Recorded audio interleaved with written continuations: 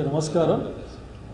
ఈ రోజున YSR Congress party general secretary అట్లాగే మీడియా వ్యవహారాలు చూసే శ్రీహరి గారిని పోలీసులు తీసుకెళ్లారని వార్తలు వస్తున్నాయి. పోలీసుల యొక్క అక్రమ ప్రవర్తన, అక్రమ అరెస్టుని ఖండిస్తూ ఉన్నాం. ఎవరో కన్ఫెస్ చేస్తే ఆ కన్ఫెషన్ ఆధారంగా కనీసం నోటీసులు కూడా ఇవ్వకుండా 41 నోటీస్ ఇచ్చి మాట్లాడచ్చు, అక్కడ ఎంక్వైరీ చేయొచ్చు కూడా. అటువంటిది ఏమి లేకుండా దారిలో అడ్డగించి మాట్లాడదామని తీసుకెళ్ళడం అన్నది చాలా బాధాకరం. అసలు ఈ రాష్ట్రంలో అసలు ప్రజలకి ప్రజాస్వామ్య హక్కులు, రాజ్యాంగబద్ధమైన హక్కులు లేకుండా పోయే కాలాన్ని చూస్తూ ఉన్నాం. కనుక తక్షణం శ్రీహరిని బేషరతు రిలీజ్ చేయాలి. అంతేకాకుండా ఇటువంటి కార్యక్రమాలు ఏమాత్రం కూడా ఈ ప్రభుత్వానికి కానీ లేకపోతే ప్రజాస్వామ్యానికి కానీ మంచిదిగా అని తెలియజేస్తూ ఉన్నాం. శ్రీహరి గారి యొక్క అక్రమ అరెస్ట్ను ఖండిస్తూ ఉన్నాం. తక్షణం విడుదల చేయాలని డిమాండ్ చేస్తూ ఉన్నాం. శ్రీహరి గారు వైఎస్ఆర్ కాంగ్రెస్ పార్టీ రాష్ట్ర ప్రధాన కార్యదర్శి. అంతేకాకుండా మా పార్టీ యొక్క మీడియా వ్యవహారాలన్నీ కూడా చూసుకునే వ్యక్తి కూడా అతని ముఖ్య ఇన్ఛార్జ్ కూడా మొత్తం మా పార్టీకి కూడా.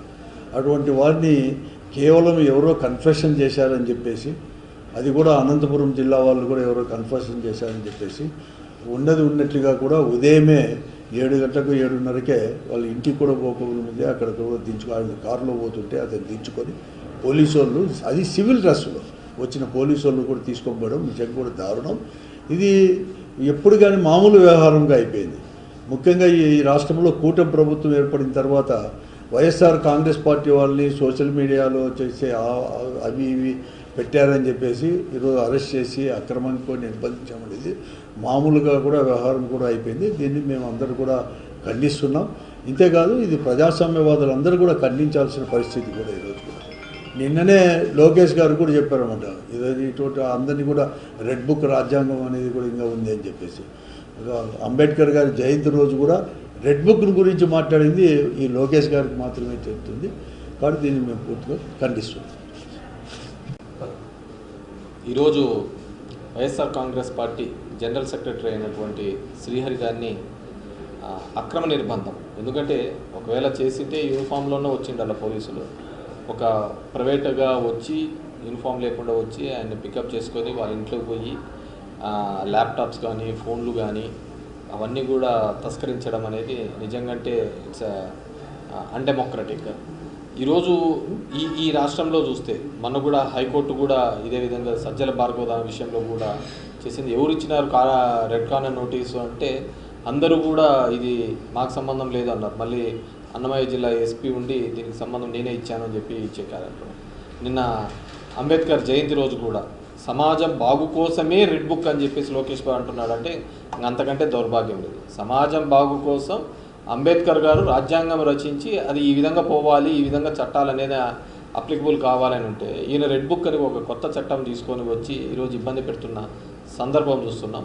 111 సెక్షన్స్ పెట్టడం, దానివల్ల బెయిల్ రాకుండా చేయాలనే ఒక ప్రయత్నము, ఇవన్నిటినీ కూడా సమాజం ఎప్పుడు కూడా దీన్ని హర్షించదు. డెఫినెట్గా మేము మా వైఎస్ఆర్ కాంగ్రెస్ పార్టీ నుంచి ఈ డిమాండ్ ఇమ్మీడియట్గా ఇప్పుడైనా ఇలాంటి చర్యలు మానుకోవాలి, ఇలాంటి అక్రమ నిర్బంధాలు. ఎందుకంటే చాలా సార్లు పోలీసులందరినీ కూడా హైకోర్టు మొట్టికాలేసింది. మీరు నిర్బంధించిన టైం ఏంది, మీరు కేసు కట్టిన టైం ఏంది, మీరు రిలీజ్ చేస్తున్న టైం ఏంది అంటే మాకు పోలీస్ స్టేషన్లలో కెమెరాలు లేవు అని చెప్పిన సందర్భాలు, వాటిని మళ్ళీ పోలీసులు తిట్టడం. మొన్న ఇదే విధంగా పెరేడ్ చేసినారు. ఏమంటే మా బండ్లు లేవు అని చెప్పేసి ఒక డీజీపీ ఉన్నత స్థాయి అధికారి మా బండ్లు లేవు అని చెప్పడం అంటే ఇంకంతకంటే ఏముంటుంది చెప్పండి. ఈరోజు బండ్లు లేవంటారు, రేపు పొద్దున గంటలు బుల్లెట్లు లేవంటారు. మీరు కేవలం ఒక పార్టీ కోసం పనిచేసే నుంచి బయటికి రావాలి. అదేవిధంగా ఏ రెడ్ బుక్ రాజ్యాంగం అని చెప్పేసి జనం మీద ఇబ్బంది పెట్టాలనే ఒక ఆలోచన, వైఎస్ఆర్ కాంగ్రెస్ పార్టీని ఇబ్బంది పెట్టాలనే ఆలోచన చేస్తున్నారు. డెఫినెట్గా ఇట్ విల్ బూమ్రాంగ్, మళ్ళీ 3 ఇంతలుగా మళ్ళీ మీకు అది చుట్టుకుంటుంది. మీరు ఇప్పటికైనా సరే వీటి నుంచి బయటపడి ప్రజాస్వామ్య పద్ధతిలో ఏదైనా ఉంటే పోరాడాలి తప్ప వీటిని అన్నింటినీ దూరం పెట్టాలని చెప్పేసి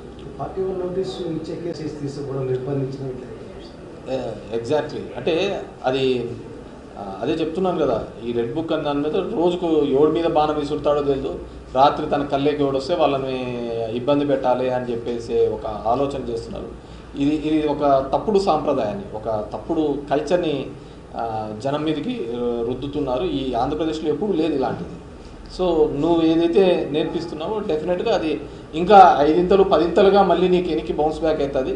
ఇప్పటికైనా ఆ చర్యలు మానుకొని డెఫినెట్గా అంబేద్కర్ గారి యొక్క రాజ్యాంగం ఉంది, దాని ప్రకారం అమలు చేస్తే అందరికీ మంచిదని చెప్తుంది. ఈరోజు వైఎస్ఆర్సీపీ జనరల్ సెక్రటరీ శ్రీహరి గారిని అరెస్ట్ చేయడం చాలా దుర్మార్గమైన చర్య. ఈ రాష్ట్రంలో ప్రతిరోజు కూడా ఎక్కడో విధంగా అరెస్టులు జరుగుతుంటాయి, అక్రమ అరెస్టులు. వాళ్ళని తీసుకుపోయి కన్విక్షన్ ఇచ్చేదాని తప్ప స్టేట్మెంట్ తీసుకునేది, ఇంకోరి మీద ముద్దాయిలుగా చేసేది, తీసుకుపోయేది, అరెస్ట్ చేశారు. ఇప్పుడు కూడా ఈ రాష్ట్రంలో అలాంటి పరిస్థితి ఎప్పుడూ లేదు.